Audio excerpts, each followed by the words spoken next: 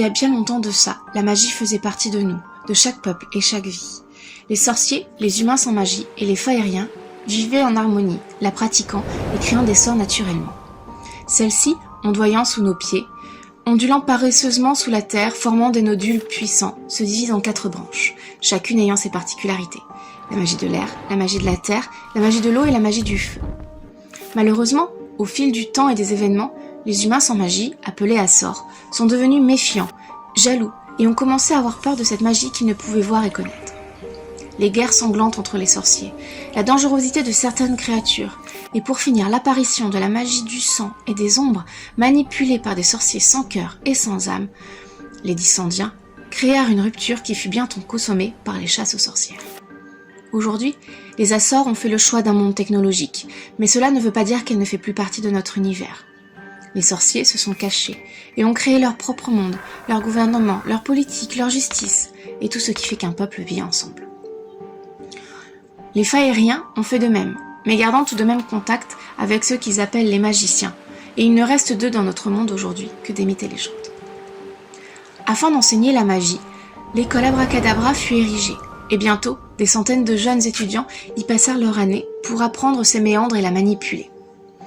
C'est un bâtiment majestueux, caché dans la forêt de Brocéliande.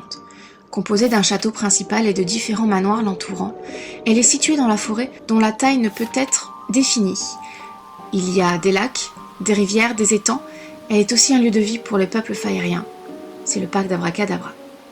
Des élèves de tout âge évoluent dans ces couloirs et ces salles, y suivent des cours de potions, d'études de runes, d'alchimie, de sortilèges, et vivent toute l'année des aventures passionnantes, magiques et parfois un peu dangereuses.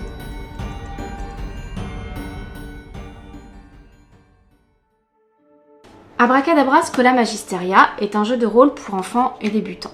Le système de jeu de rôle est aujourd'hui mal connu et stéréotypé, ce qui est fort dommage puisqu'elle permet d'excellents moments et surtout de développer l'imagination. Abracadabra a 2 spécificités. La première, c'est un système de création de personnages qui est évolutif et qui convient autant à un enfant de 5 ans qu'à un rôliste confirmé. Il y a aussi les cartes lieux, que vous voyez ici, qui permettent une facilité d'immersion. Ainsi, les joueurs pourront s'y projeter et promener leurs pions afin, par exemple, de visiter le grenier ou d'aller suivre un cours dans la salle d'analyse.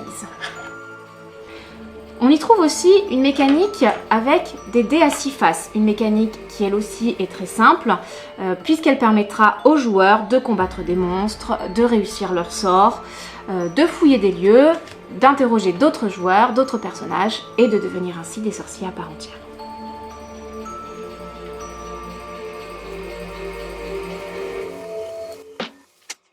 Voilà, je vous ai présenté mon jeu de rôle Abracadabra que j'ai créé pour ma fille il y a 4 ans et bien étoffé depuis.